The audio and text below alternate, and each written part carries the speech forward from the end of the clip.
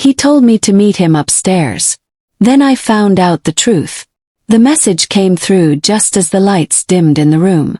Meet me upstairs in 5. Her heart skipped a beat, not out of fear but anticipation. The kind that makes the air thicker and the skin warmer. She'd spent the entire evening watching him from across the room, feeling his eyes on her, burning holes in her sanity, drawing her in like a silent flame. The way he looked at her was a promise, and every stolen glance had built a mountain of curiosity and hope. The stairs creaked as she made her way up, her hands trembling slightly, either from excitement or nervousness, or maybe both. But what waited upstairs wasn't what she expected. It was where the dream would fracture, where fantasy would bleed into reality, and where love would stumble into darkness. It had all started weeks ago, when she first met him during an accidental encounter. Wrong room, a wrong moment. But the way he looked at her, as if the world had paused just to let him admire her existence, was something she hadn't felt in a very long time. The first words they exchanged were harmless, playful even, but his voice carried weight. It made her chest flutter. That flutter grew into a craving. Conversations became deeper, more personal. They would share glances that said more than words ever could. Then came the accidental touches. His fingers brushing her arm, her shoulder, the small of her back. Each one sent tingles through her, igniting desire she had buried beneath layers of disappointment from the past.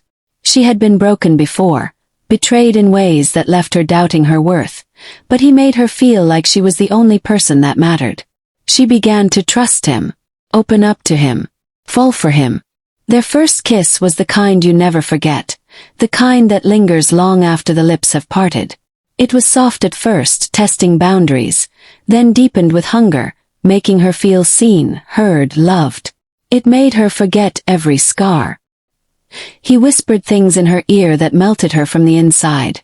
How he needed her, how he thought about her when he was alone, how he wanted to make her forget the pain of the world. They began meeting in secret, touching in ways that were hot and delicate all at once. He talked about a future, about dreams they could build together. And slowly he became her addiction. But there were signs, small things, moments of silence that stretched too long, excuses that didn't add up, times when she felt like he was there but not really present. Still she ignored them. She was too deep. He knew what to say to keep her hooked.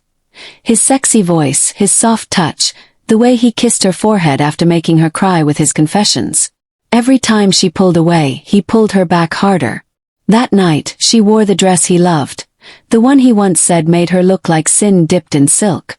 Her hands ran down the fabric as she walked up the stairs, her heart pounding with lust and longing. But when she opened the door, it wasn't what she imagined.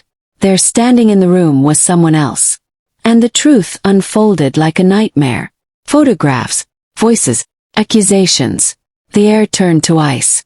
Everything she believed about their relationship shattered in seconds. He hadn't just lied. He had betrayed her in a way that cut so deep it took her breath away.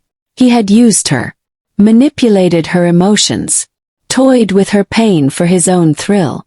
She couldn't believe what she was seeing or hearing. The version of him she loved was just a mask, and the real one stood smirking in the shadows, untouched by guilt. The betrayal felt like a punch in the stomach. Her knees buckled, and she had to grip the doorframe to keep herself from collapsing. Tears welled up, but she refused to let them fall. Not in front of him. Not yet. She had been caught in his trap, and now she had to escape it without breaking. What hurt the most wasn't just that he cheated, but how easily he had played with her heart. How he made her feel like she was special when all along, she was just another secret. Another toy. The whispers she once found sexy now echoed like mocking laughs in her ears. The touches she craved now felt dirty. His lies spun webs around her, trapping her in a place of shame and heartbreak. She wanted to scream, cry, hit him, but instead she walked out silently, her heart cracking with every step. She spent the next few days drowning in questions. How could he do this? Why her? Why now? Her pillow became soaked with silent tears every night. The pain was unbearable. She replayed every moment, every kiss, every sweet word, trying to find the clues she had missed. The shame made her skin burn. She felt humiliated, bullied by the truth that everyone else seemed to know but her. But even in her brokenness, something inside her began to stir. A fire. She wasn't going to let this destroy her. She started writing everything down. Every emotion, every betrayal, every sensual moment, and every painful truth. Her story wasn't over. He thought he had broken her, but he had unknowingly awakened something dangerous in her. She began planning her next move, quietly, smartly. There would be no screaming matches, no public outbursts. Just silence and power. Because the next time he saw her, she wouldn't be the same woman who waited for him upstairs. She would be someone new. Someone unshakable, mysterious, and unforgiving. And he would never see the trap she was setting. The trap I set for him. Days turned into weeks. The silence between them grew louder than any words ever could. He didn't know that she knew everything. That she had walked into his lies with eyes wide open. He thought she'd broken down and disappeared like the others. But she hadn't. She was building something. Not out of revenge. But out of survival. Out of the need to reclaim herself after being used, touched, kissed, lied to, and discarded like she was nothing. Her pain had matured into power. And now her pain had a purpose. She began to see clearly. His patterns, his ego, the way he thrived on control. He was charming, yes, but he was also careless. He underestimated how deeply she could feel, and more dangerously, how deeply she could think. He was still playing his game, seducing others, weaving his lies like silk threads around their throats. But she was no longer caught in the web. She was outside of it, watching, learning, preparing. She knew his weaknesses. His vanity, his arrogance, and his craving to be desired. So she gave him exactly what he wanted. She returned to him with a tearful message, full of sexy apologies, seductive regret, and emotional desperation. The kind of message that would stroke his ego and blind him to the truth. She played the role perfectly. Sweet, submissive, broken, needing him again. He couldn't resist. He called her within hours. His voice trembled with excitement as he asked if she missed him, if she wanted to feel him again, if she could forgive him. She whispered softly through the phone, "Meet me upstairs." She wore a different dress this time. One he'd never seen before. Black, tight, unforgiving, hugging her curves like a second skin. Her hair curled just the way he liked. Her lips painted temptation. Her eyes, though, were different. They held storms behind the shimmer. He was already waiting when she walked into the room. His face lit with hunger. He reached for her, touched her arm, ran his fingers slowly down her back. She didn't flinch. She let him kiss her neck, whisper those same sexy lies he used to tame her before. But now, every word he said was another rope she tied tighter around his future downfall. They made love that night. Not soft, not romantic, but raw, hot, and calculated. She let him think he had her again.